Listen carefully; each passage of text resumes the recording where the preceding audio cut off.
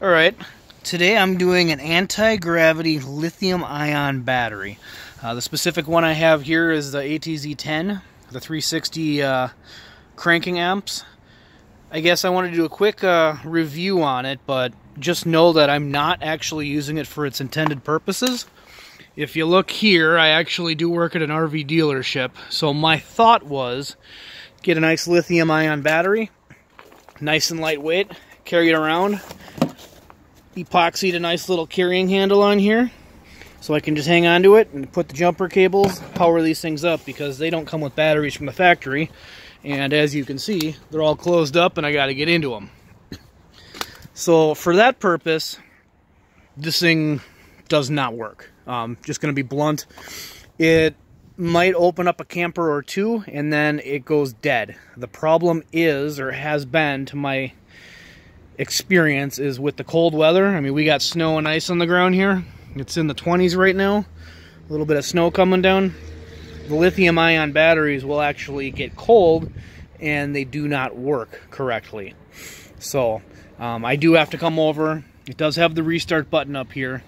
So when it times out, you hit the button, it'll give you more juice and you keep going.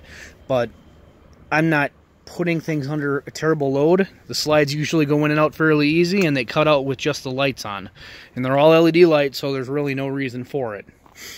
That said, the battery itself does have 4 terminals on it. I do have the other ones covered up just from a safety's sake.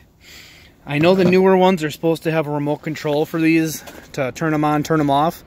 If you were to essentially pick one of these up for your motorcycle or your power sport, I'd still be leery of it, just because I know how often it clicks on and off. If you had the remote, maybe that would help, but I can't really recommend one of these things for anything other than just straight up racing. I mean, if you're looking to shave a few pounds, save a little weight, then it makes sense, but I was using those little lithium-ion jumper battery packs to open these campers up, and they seem to work until, of course, you overdraw the voltage and the batteries are shot. This one right here I thought would solve my problems, but for whatever reason, it just can't take the abuse as those little handheld starter packs can.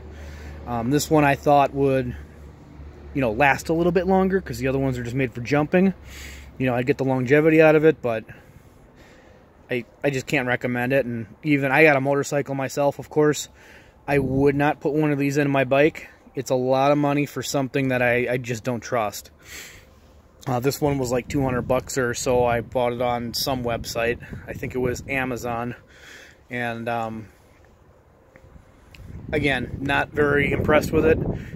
It's more or less a paperweight at the moment. Maybe when our temperatures get a little warmer here, it will surprise me and prove me wrong. But of course, at that point, all these beautiful campers will be open, and the only thing I'll be doing is running lights at that point. So my thought was to get a little handheld pack where I didn't have to drag the big cart wagons through the snow, ice, and all that kind of stuff. So again, if you're using it for racing, you're trying to shave a few pounds, save some weight, go ahead.